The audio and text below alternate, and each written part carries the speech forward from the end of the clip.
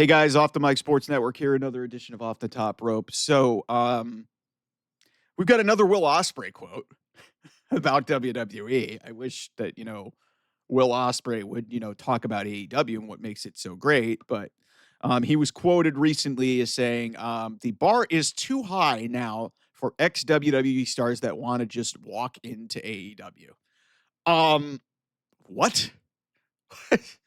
if if I'm looking at this quote, man, that's the bare minimum requirement to be an AEW right now is you got to be an ex-WWE guy. Because let's take a look at this for a second. So let me list off these names for you. Jon Moxley, he's the AEW World Champion right now. Toni Storm, she's the AEW Women's World Champion. Mercedes Moné is the TBS Champion. Bobby Lashley and Shelton Benjamin are the Tag Team Champions. Adam Cole's the TNT Champion. And Samoa Joe is 1/3 of the Trios Champions. Kenny Omega is not an ex-WWE guy. Kenny Omega is the international champion. Okada is the continental champion. And then you've got Shibata and Hobbs. Who are 2/3 of the trios champions. So basically, let's count this back here. 1, 2, 3, 4, 5, 6, 7 people that I named there that are champions in this company that came over from WWE. And you want to talk about, hey, the bar is too high? No. It's the bare minimum to be there and be successful. And this is one of the main issues that I've had with this place ever since, about 2021. Because I was okay with, that stretch August and September where CM Punk showed up, Bryan Danielson showed up, and then Adam Cole showed up. It felt like a rejuvenation thing, and especially with where WWE was as a product under Vince McMahon, it felt kind of cool. But literally since, I'd say that point, it's been every major name that has been released by WWE has been signed up by Tony Khan, and it is just oversaturated and is just, overinflated his roster to the point where you're looking at these champions right now, and where the fuck are the originals? Where the fuck are the originals? Like, I mean, again, Jack Perry's in the worst version of himself. What happened to the Four Pillars, man? I mean, they may go with Darby Allin at some point, but I'm not waiting around for Darby Allin to be the world champion against Jon Moxley. And if that's the plan, that's a problem. Hangman's got to be the guy to end it there. And then your women's world championship match. Let's take a look at this for a second. The women's world championship match at All In is the two biggest stars in the division, yes, but both made their heyday and cut their teeth really in WWE. Yes, Toni Storm did a lot more for her career in AEW than what she did in WWE. But still, she got her mainstay start as, winning the Mae Young Classic, being a women's United Kingdom champion, cutting her teeth a little bit on the main roster before being unceremoniously let go.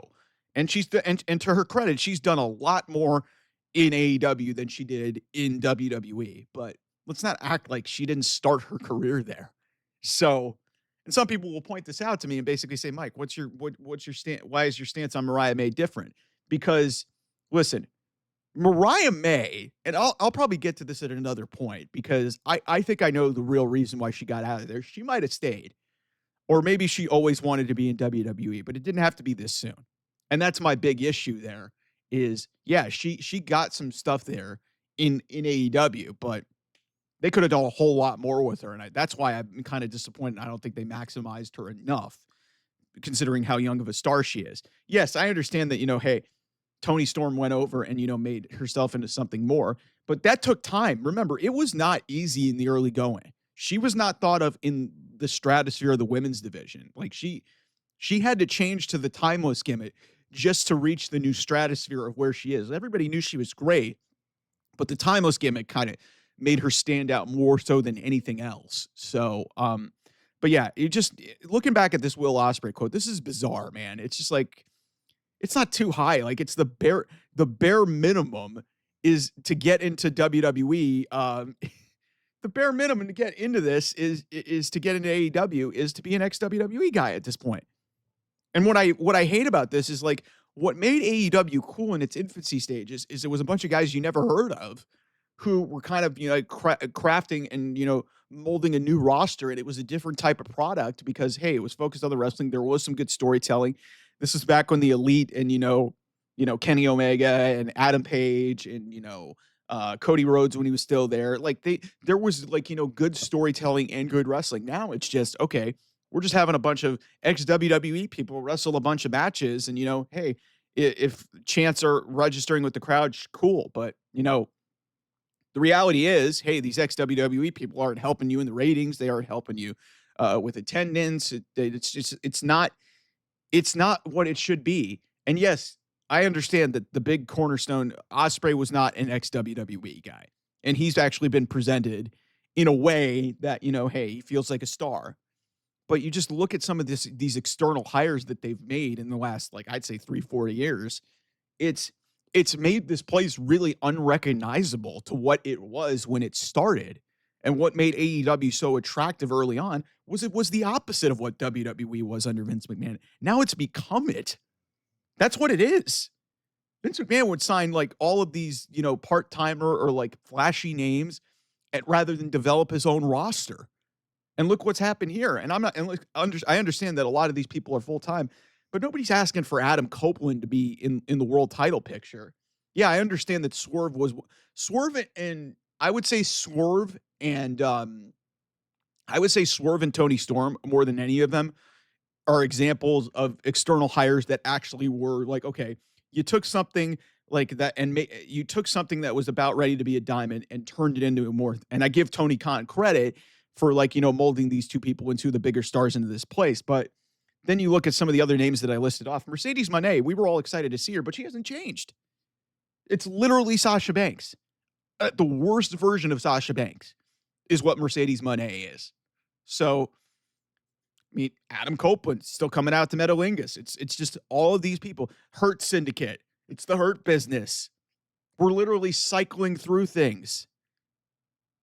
And I know that hey, NXT is kind of using some of the same gimmicks, and that's kind of just the way things go.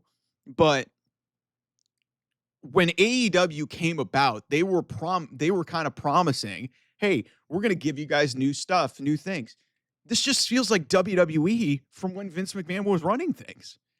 You're just recycling gimmicks. You're bringing in people with flashy names, and effectively hiring almost what seems like in a lot of cases mercenaries. These people don't care about AEW. They care about the paycheck. They care about the creative control. They care about the ability to do whatever the fuck they want. That was the difference between WWE and AEW back in the day. Is like, hey, creative control was standing out. Now creative control is kind of ruining things. And most of the people that they've brought in the last 3-4 years, it's just like, hey, the bar is too high.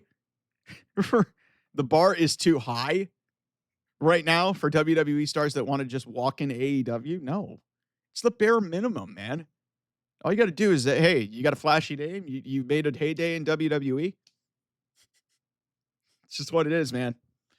Oh my God, man. It's just like, okay. Will Ospreay just needs to shut up, man. Anyway, thanks so much for watching, everybody. I'll see you guys soon.